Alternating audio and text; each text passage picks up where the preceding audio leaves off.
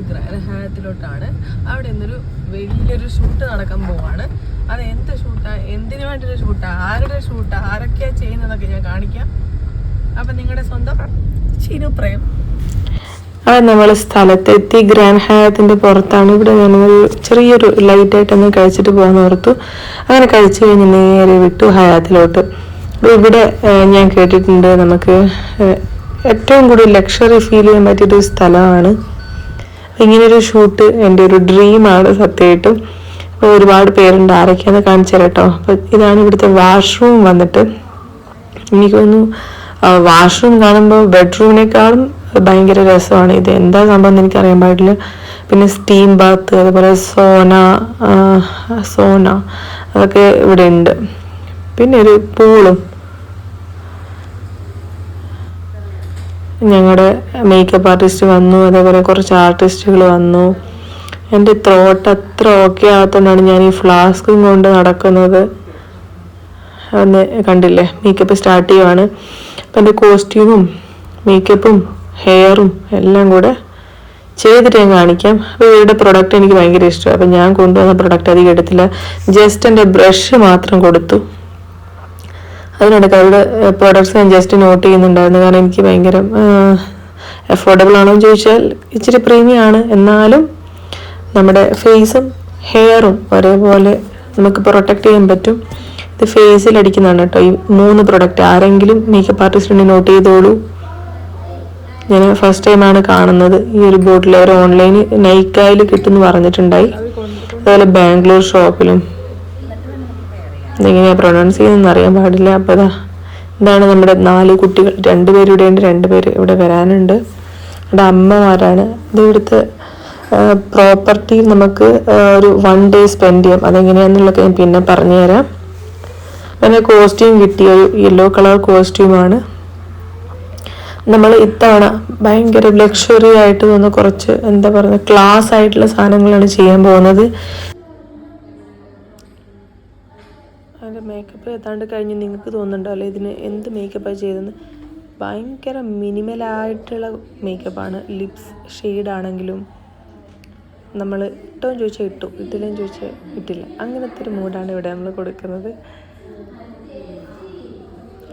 ഇവരുടെ കയ്യിലെ പ്രൊഡക്ട്സൊക്കെ ഭയങ്കര ലക്ഷറി പ്രൊഡക്റ്റായിട്ട് എനിക്ക് ഫീൽ ചെയ്തു കേട്ടോ. പേഴ്സണലി എനിക്ക് ഫീൽ ചെയ്തു. നിങ്ങൾക്ക് ആർക്കെങ്കിലും ഇഷ്ടപ്പെട്ട ബ്രാൻഡ്സൊക്കെ ഇവിടെ ബ്രാൻഡ് ഏതാണ്? എനിക്ക് ഇപ്പം അനസ്തേഷ്യ എന്ന് പറഞ്ഞിട്ടൊരു ബ്രാൻഡുണ്ട്, ഭയങ്കര ഇഷ്ടമാണ്. എൻ്റെ മേക്കപ്പ് ഏതാണ്ട് കഴിഞ്ഞു, കോസ്റ്റ്യൂമും കഴിഞ്ഞു ഗൈസ്. ഇനി നമുക്ക് തട്ടം ഇട്ട് പോവാം. എനിക്ക് തോന്നുന്നു ബ്രൈഡലൊക്കെ ചെയ്യുന്നു, പക്ഷേ ഇത്രയും സിമ്പിളായിട്ടുള്ള ഒരു മുസ്ലിം അറ്റയർ ഫസ്റ്റ് ടൈമാണ്. അതും ഈ ഒരു ഗ്രാൻഡ് ഹയാത്തിന് വേണ്ടി. ഗ്രാൻഡ് ഹയാത്തിനെ പറ്റി പറയുമ്പോൾ എനിക്ക് 100 നാവാണ്. കാരണം ഇങ്ങനൊരു പ്രീമിയം ലക്ഷറി 5 സ്റ്റാർ ഹോട്ടലിലൊരു ഷൂട്ട് എല്ലാവരുടെയും ഡ്രീം ആയിരിക്കും. ഈ ഒരു തട്ടം നമുക്കറിയില്ല, പക്ഷേ മുസ്ലിംസ് ആകുമ്പോഴത്തേക്ക് അവർക്ക് അതിൻ്റെ ഒരു സ്റ്റൈലിംഗ് ഉണ്ട്. എനിക്ക് തോന്നുന്നു അവർക്ക് അധികം ഡീറ്റെയിൽ ആയിട്ടൊന്നും വേണ്ട, പക്ഷെ ജസ്റ്റ് കാണാൻ ഇച്ചിരി നന്നായിരിക്കണം. അതേപോലെ ഇതുപോലെ ലൂസായിട്ടൊന്ന് ഡ്രേപ്പ് ചെയ്യണം. എൻ്റെ സൗണ്ട് ഇച്ചിരി പ്രശ്നമാണ്. അങ്ങനെ സംഭവം സെറ്റായിട്ടുണ്ട്.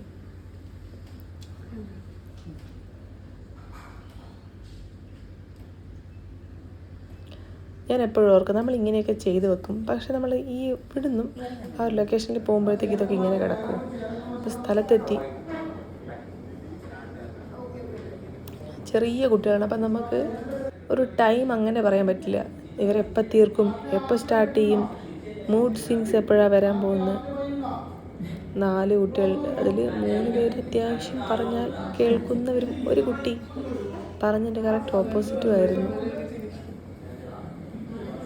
ഈ ഒരു ലെഫ്റ്റ് സൈഡിലിരിക്കുന്ന ചെറിയ കുട്ടിയാണ്, അവനറിയില്ല ഒന്നാമത്തത്, അതുകൊണ്ടാണ്. ഫസ്റ്റ് ഇവരുടെ സീക്വൻസ് കഴിഞ്ഞ് പിന്നെ നേരെ നമ്മുടെ ആയിരുന്നു. ഇവിടെ ഇപ്പം അവർ ജസ്റ്റ് ഇങ്ങനെ ഒരു ഗെയിം പ്ലാനിങ് ആണ്. അതിനുശേഷം ആ ഒരു ഇതിൽ 3 ബോയ് ഒരു ഗേളുമാണ്. അപ്പം ഗേളിൻ്റെ അമ്മയായിട്ടാണ് ഞാൻ ക്യാരക്ടർ ചെയ്യുന്നത്. അതിങ്ങനെ കളിച്ചുകൊണ്ടിരിക്കും, കുറേ ഇൻട്രാക്ഷൻസ് നടക്കും. ആ ഒരു മൂഡിലിരിക്കുമ്പോഴത്തേക്കും അമ്മ കുട്ടിയെ കൊണ്ടുവരാൻ വരുന്നു.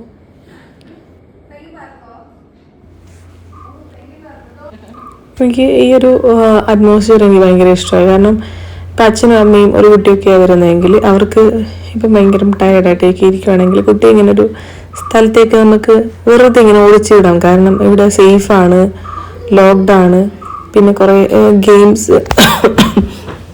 ഗെയിംസും കാര്യങ്ങളൊക്കെ ഉണ്ട്. പിന്നെന്താ, പിന്നെ ഒരു കുട്ടിക്ക് വേണ്ട എല്ലാ സാധനങ്ങളും ഇവിടെ അവൈലബിൾ ആണ്. ഒരു പാർക്ക് പോലെ നമുക്ക് കാണാം. ചെറിയ കുട്ടികളൊക്കെ നമ്മൾ ഈവനിങ്ങിലൊക്കെ കൊണ്ടുപോകില്ല. പിന്നെ എനിക്ക് ജമ്പ് ചെയ്യാനുള്ളൊരു ഓപ്ഷൻ ഉണ്ട്. ഇതിനെന്താ പറയുന്നത് എനിക്കറിയാൻ പാടില്ല. നിങ്ങൾക്ക് ആർക്കെങ്കിലും അറിയോ? കളർഫുള്ളാണ്. ഈ തീമൊക്കെ നല്ല ഭംഗിയുണ്ട്. അങ്ങനെ ഞാൻ എൻ്റെ കോസ്റ്റ്യൂം ജസ്റ്റ് കാണിക്കാനൊന്ന് ട്രൈ ചെയ്ത് നോക്കിയാണ്. പക്ഷേ ഈ പാളിപ്പോയി ഗൈസ്, കാരണം സൈഡിലോട്ടായിപ്പോയി. അപ്പോൾ എൻ്റെ ഹീല് മാത്രമേ വന്നിട്ടുള്ളൂ. അതിനുശേഷം ഞങ്ങളുടെ സ്റ്റാർട്ടായത് ഫാദർ ക്യാരക്ടറാണ്. ഉണ്ണി ചെയ്യുന്നത് ഞാൻ, മദർ ക്യാരക്ടർ. അപ്പം നൈനു എന്നാണ് മോളുടെ പേര്. ഞങ്ങൾ ജസ്റ്റ് അവളെ പിക്ക് ചെയ്യാൻ വരും. ഭയങ്കര ഹാപ്പി ആയിട്ട് എൻജോയ് ചെയ്തുകൊണ്ട് വരും. അപ്പം മോൾക്ക് അത് ഇഷ്ടപ്പെടുന്നില്ല. അങ്ങനൊരു സീനാണ് ഇപ്പം ചെയ്തത്. പിന്നെ അതിനുശേഷം അവളെ കൊണ്ടുവന്നു. അവൾ ഹാപ്പിയല്ല, പക്ഷേ ഞങ്ങൾ ആ ഒരു മൂഡിൽ അവളെ കൊണ്ടുവന്നൊരു തീമാണ് ഇതിനകത്ത് വരുന്നത്. അപ്പോൾ കൊച്ചിനെ കൊണ്ടുപോകുന്നു.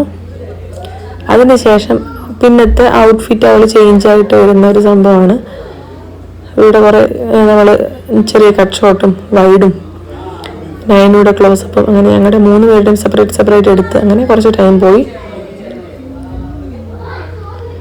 ഇവിടെ കുറേ പേരൊന്നും പറയാനില്ല, കുറച്ച് പേരുണ്ടായിരുന്നു. ഏറ്റവും ഇമ്പോർട്ടൻ്റ് ആയിട്ടുള്ള ഇതിന് അത്യാവശ്യം ആയിട്ടുള്ള കുറച്ച് പേര്. പിന്നെ അവരുടെ പേരൻസാണ്. എല്ലാവരുടെയും രണ്ട് പേരൻസ് വെച്ചിട്ടുണ്ടായിരുന്നു. കാരണം ചെറിയ കുട്ടികളായതുകൊണ്ട് പെട്ടെന്ന് മൂഡ് മാറും. അപ്പോൾ അവരെ എൻ്റർടൈൻ ചെയ്യാൻ വേണ്ടിയിട്ട് ആൾക്കാർ വേണമല്ലോ. കുട്ടികളെ തന്നെ വിടാൻ പറ്റാത്തതുകൊണ്ട് തന്നെ അവർ കൂടത്തിനുണ്ടായിരുന്നു.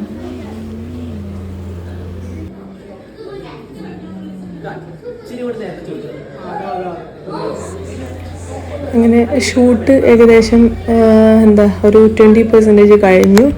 ഇനിയും കുറച്ച് സീൻസൊക്കെ ഉണ്ട്. സത്യം പറഞ്ഞാൽ ഇതൊരു ഗോഡ് ബ്ലെസ്ഡ് എന്ന് തന്നെ പറയാം. കാരണം ഇങ്ങനൊരു ഷൂട്ടിൽ മെയിൻ ക്യാരക്ടർ ചെയ്യാൻ പറ്റുക, അതേപോലെ ആ ഒരു മൂഡ് നമ്മൾ ഒരു ക്യാരക്ടർ കിട്ടുക മാത്രമല്ല, നമ്മൾ നമ്മുടെ യൂണിവേഴ്സ് മുഴുവൻ നമ്മുടെ കൂടെ നിൽക്കണം. ഇപ്പോൾ ഹെൽത്ത് വൈസ് ഞാൻ കംപ്ലീറ്റ്ലി ഓക്കെ ആയിരുന്നില്ല, പക്ഷേ ആ ഒരു ഡേ ഞാൻ ഓക്കെ ആക്കി എടുത്തു. എൻ്റെ സൗണ്ട് ഒട്ടും ഉണ്ടായിരുന്നില്ല.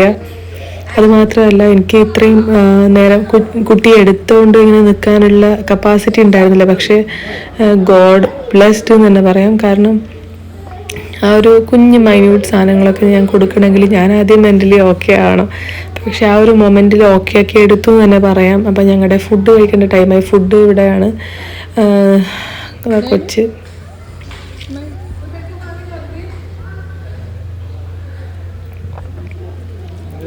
നൈനൂന് 5 വയസ്സായി. അപ്പം ഞങ്ങളെല്ലാവരും കൂടെ ഫുഡ് കഴിക്കുകയാണ്.